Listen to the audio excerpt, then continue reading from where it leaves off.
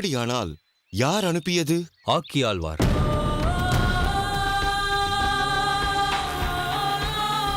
மகாகணம் பொருந்திய வித்வான் ஆக்கியாழ்வார்தான் உங்களுக்கு ஓலை அனுப்பியுள்ளார். என்ன பாஷ்யாச்சாரியரே, பேச்சே இல்லை.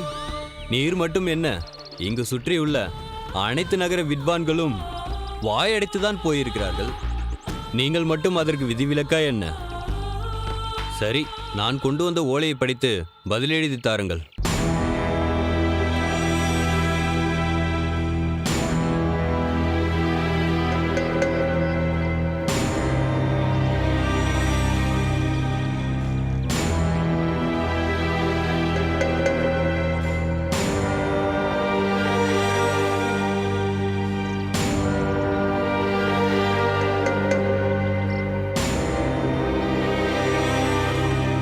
பாஷ்யாச்சாரியரே, அதை எவ்வளவு முறை பார்த்தாலும் செய்தி ஒன்றுதான். இதற்கு உடன் பதில் தந்தால் நானும் தாமதிக்காமல் இங்கிருந்து சென்று விடுவேன். தூதுவரே, செய்தி ஓலை அளவில் இருந்தாலும் நேரடியாக பதிலளிக்க என்னால் இயலவில்லை. எனக்கு சற்று அவகாசம் தேவை. நான் கூடிய விரைவில் பதிலளிப்பதாக உங்கள் ஆக்கி ஆழ்வாரிடம் கூறுங்கள். சரி, நான் புறப்படுகிறேன். குழந்தைகளே, இன்றைய பாடம் முடிந்தது. நாம் நாளை சந்திப்போம்.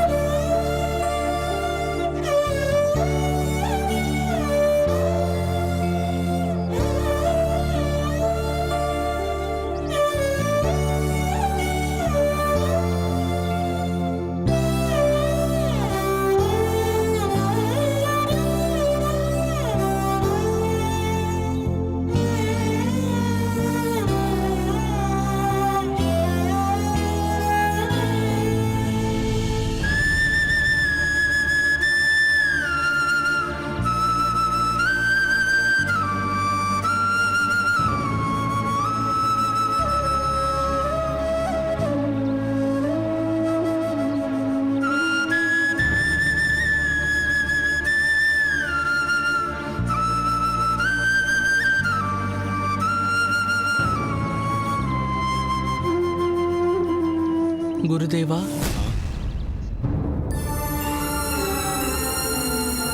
சொல் யமுனை துறைவா. தனிமையில் இருந்த தங்களை தொந்தரவு செய்து விட்டேனோ? அப்படியெல்லாம் ஒன்றுமில்லை. குருதேவா, எப்போதும் புன்னகை தவழும் உங்கள் முகம் வாட்டமோடு இருப்பதன் காரணத்தை நான் அறியலாமா? யமுனை துறைவா, என் விஷயம் என்னோடு போகட்டும். நீ உன் சிந்தனையை சிதறவிடாதே. உன் அன்றாட பாடங்களில் கவனம் செலுத்து. மன்னிக்க வேண்டும் குருதேவா. உங்கள் உடல் வாடாமல் இருக்க சாமரம் வீசுவதை அடியேன் வாடிக்கையாக கொண்டுள்ளேன். அப்படி இருக்க உங்கள் மனவாட்டத்தை என்னால் எப்படி தாங்கிக் கொள்ள முடியும்? அப்படி ஒன்றும் மனவாட்டம் எனக்கில்லை யமுனை துறைவா. குருதேவா, என் தந்தையார் ஈஸ்வரமுனி தங்கள் குருகுலத்திற்கு அனுப்பிய நாள் முதல் தங்களை தரிசித்துக் கொண்டும் உங்கள் அமுத மொழிகளை கேட்டுக்கொண்டும் நான் வந்துள்ளேன். ஆனால் உங்கள் முகம் இன்று வாடியதைப் போல் அடியேன் என்றும் கண்டதில்லை. சற்று முன் வந்த ஓலைதான் உங்கள் முகவாட்டத்திற்கு காரணம் என்பதை நான் உணர்கிறேன். ஆனால் அதில் உள்ள விஷயத்தை என்னிடம் சொல்ல வேண்டாம் என்று தாங்கள் எண்ணுவதற்கு என்ன காரணம் என்பதுதான் எனக்கு புரியவில்லை. இனி உன்னிடம் மறைப்பதற்கு அவசியமில்லை. இந்த ஓலையை நீயே படித்துப் பார்.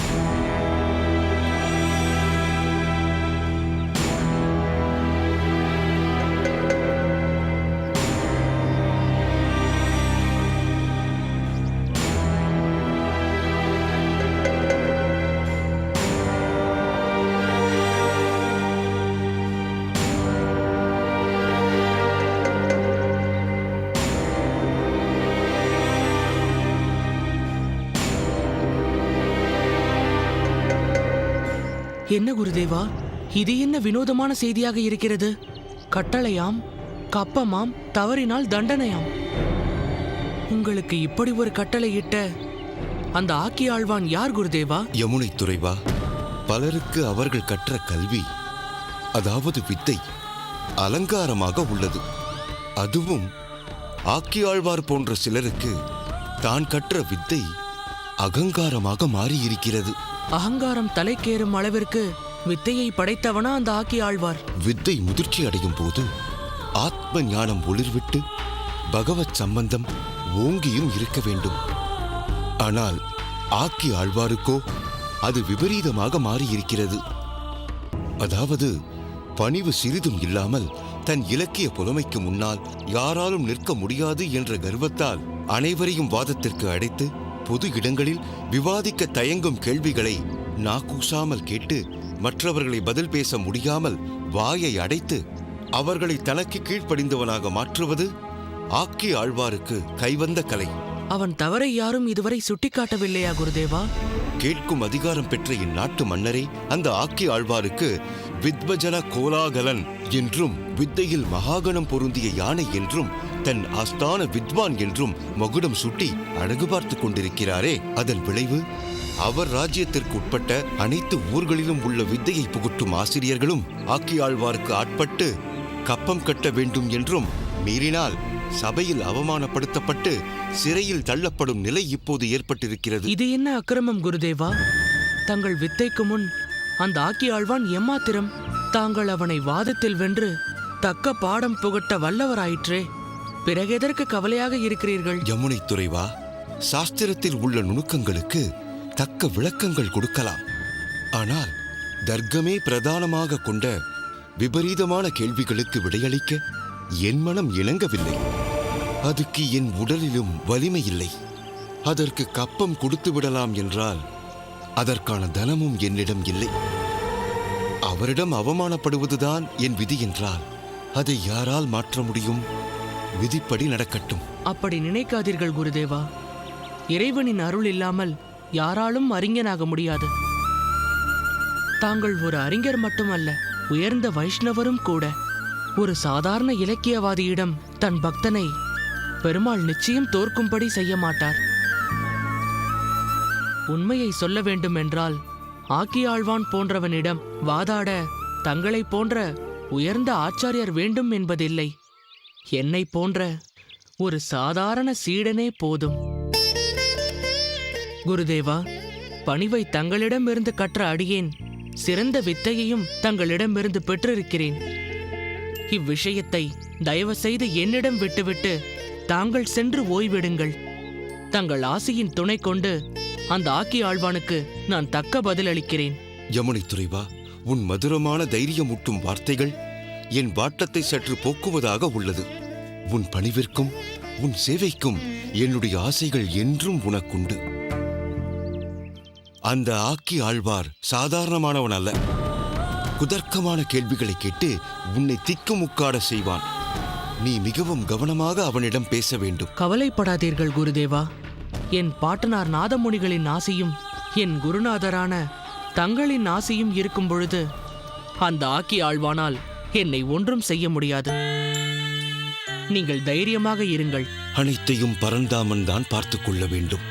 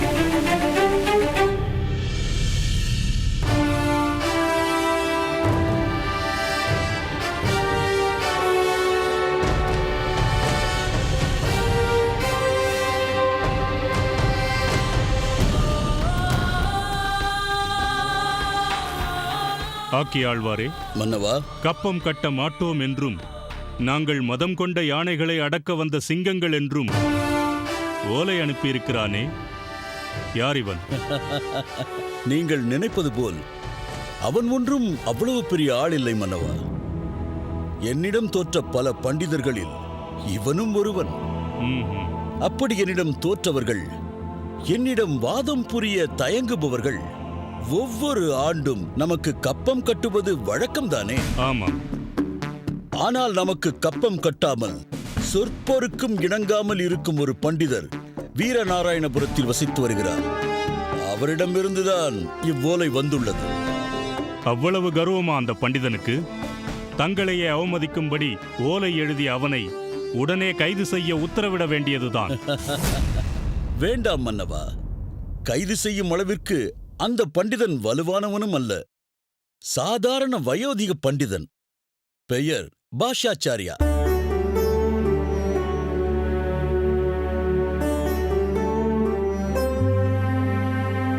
எனக்கு வந்த தகவல் படி இவ்வோலையை எழுதி அனுப்பியது கூட அவரது பாடசாலையில் படித்துக் கொண்டிருக்கும் ஒரு சிறு பாலகன்.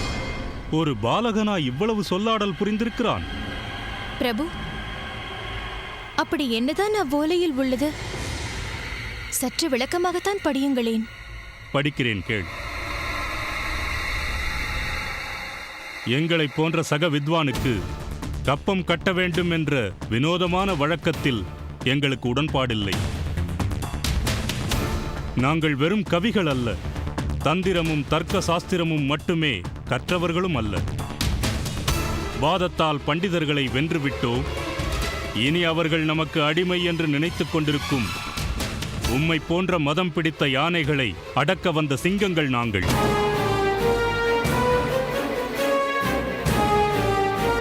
இதுதான் அந்த பாலகன் நமது ஆக்கியாழ்வாருக்கு எதிராக கொடுத்திருக்கும் குரல். என்ன ஆக்கியாழ்வாரே, இதை எப்படி எதிர்கொள்ளப் போகிறீர்கள்? மன்னவா, இதை சற்றும் பொருட்படுத்த வேண்டாம். இவ்வோலையில் இருப்பது ஒரு மழலையின் பிதற்றல். மேலும் அந்த பாஷாச்சாரியர் வாதப்போர் என்றாலே ஒதுங்கி ஓடக்கூடியவர். ஏதோ தனக்கு தெரிந்த ஆன்மீக விஷயங்களை போதிக்கும் ஒரு வைஷ்ணவ வயோதிகர், அவ்வளவுதான். அப்படிப்பட்ட ஒருவனின் சீடரால் இந்த ஆக்கியாழ்வாரிடம் வாதித்து எப்படி வெற்றி பெற முடியும்? ஆக்கியாழ்வாரே, தாங்கள் சிறந்த வித்வான் தான், அதில் சந்தேகமில்லை. ஆனால் அதே நேரத்தில் எல்லோரையும் அலட்சியமாக நினைக்கும் உங்கள் குணத்தில் எனக்கு உடன்பாடில்லை. உங்கள் கருத்துப்படி அந்த பாஷ்யாச்சாரியர் வயதானவர்தான். ஆனால் அனுபவம் வாய்ந்த சிறந்த நற்பண்புகள் கொண்ட ஒரு வித்வான், ஓர் பரம வைஷ்ணவர் என்பதை என்னால் யூகிக்க முடிகிறது. அவரிடமிருந்து கல்வி நுணுக்கங்களையும் பல கலைகளையும் பயின்றவனாகத்தான் அந்த பாலகன் இருக்க வேண்டும். அதனால்தான் அவன் அனுப்பிய ஓலையில் இவ்வளவு சொல்நயம் காணப்படுகிறது.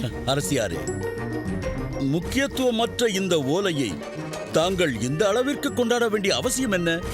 இல்லை ஆக்கியாழ்வாரே, நாம் இவ்வோலையை அலட்சியமாக விட்டுவிட்டால் வாதத்திற்கு தாங்கள் பயப்படுவதாக அந்த பண்டிதனும் ஓலை அனுப்பிய மாணவனும் நினைத்து விடுவார்கள்.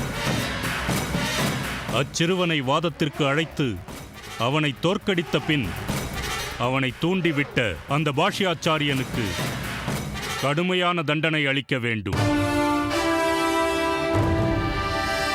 பிரபு, அவசரப்படாதீர்கள்.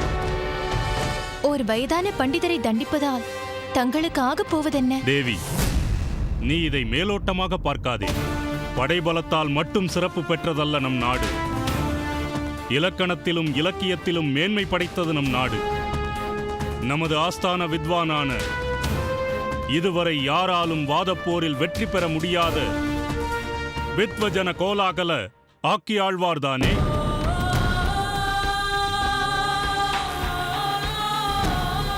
என்னை பொறுத்தவரை இந்த ஓலையில் விடுக்கப்பட்டிருக்கும் சவால் நம் ஆக்கியாழ்வாருக்கு மட்டுமல்ல, இந்த ரங்க சோழனுக்கும் சேர்த்துத்தான். மன்னவா, எப்பொழுது இது தங்களுக்கிட்ட சவால் என்று நீங்கள் நினைத்து விட்டீர்களோ, இனி இதை நான் சாதாரணமாக விடமாட்டேன். நிச்சயம் அவனை வாதத்திற்கு அழைத்தே தீர வேண்டும். ஆனால் என்ன ஆனால்? அந்த பாலகன் வாதத்திற்கு வருவதானால் சாதாரணமாக வரமாட்டானாம். பிறகு ஒரு வித்வானுக்குண்டான சகல மரியாதைகளுடன் பல்லக்கு அனுப்பி வைத்தால்தான் இங்கு வந்து வாதம் புரிவேன் என்று சொல்லி அனுப்பியிருக்கிறான். ஆஹா, நான் நினைத்தது போல் அந்த பாலகன் மிகவும் சாமர்த்தியசாலி.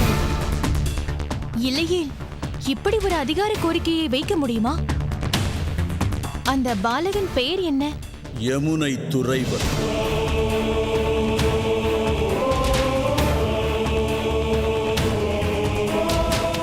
மிகவும் அற்புதமான பெயர்.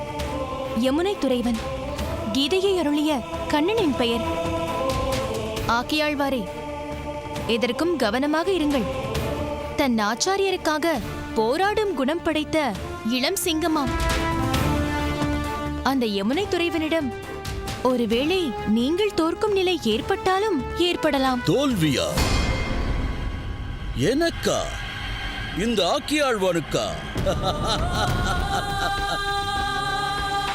அது ஒருபோதும் நடக்காது. அப்படியென்றால் யமுனை துறைவன் விரும்பியது போல் எங்கு அழைத்து வர வேண்டியதுதானே? அழைத்து வருவேன். அந்த யமுனை துறைவன் விருப்பப்படியே பல்லக்கை அனுப்பி அழைத்து வர உத்தரவிடுகிறேன். வரட்டும், பல்லக்கிலேயே வரட்டும். என்னிடம் வாதிட்டு தோற்ற பின் அதே பல்லக்கில் நான் அமர்ந்து வர அந்த யமுனை துறைவனும் அவனது குருநாதரும் என்னை சுமந்து வரும்படி செய்கிறேன். ஒருவேளை அதற்கு மாறாக அந்த பாலகன் வெற்றி வாகை சூடினால்? நடக்காததை பற்றி பேசி என்ன பிரயோஜனம் தேவி? நடந்தால் உங்கள் இருவரின் நிலை என்ன? முதலில் அதை சொல்லுங்கள். அரசியாரே, அப்படி ஒரு நிலை வந்தால் நான் இதுவரை பெற்ற அனைத்து பட்டங்களையும் அவன் காலடியில் சமர்ப்பிக்கின்றேன்.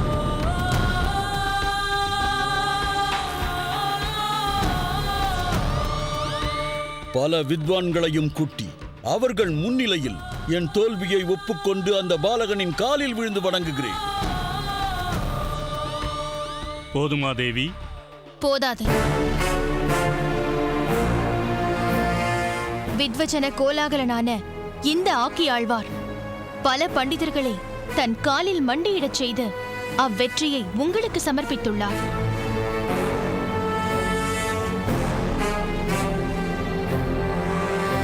அதை ஆனந்தமாக ஏற்றுக்கொண்ட தாங்கள் ஒருவேளை இந்த ஆக்கியாழ்வார் வாதத்தில் தோற்றால் அத்தோல்வியிலும் தாங்கள் பங்கெடுத்துக் கொள்ள வேண்டும்.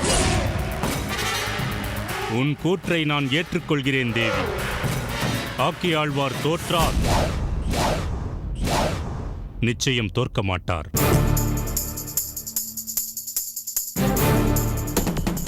அப்படி ஒரு வேளை தோற்றால் நான் என்ன செய்ய வேண்டும் என்பதை நீயே சொல்லிவிடு. நம் ராஜ்யத்தில் ஒரு பங்கை தர வேண்டும். ஒரு பங்கு அல்ல தேவி. அந்த யமுனை துறைவன் வெற்றி பெற்று விட்டால் நான் என் ராஜ்யத்தில் பாதியை தந்து விடுகிறேன்.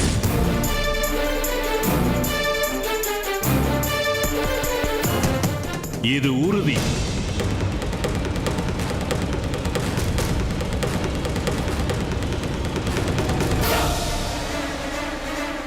யமுனை துறைவா,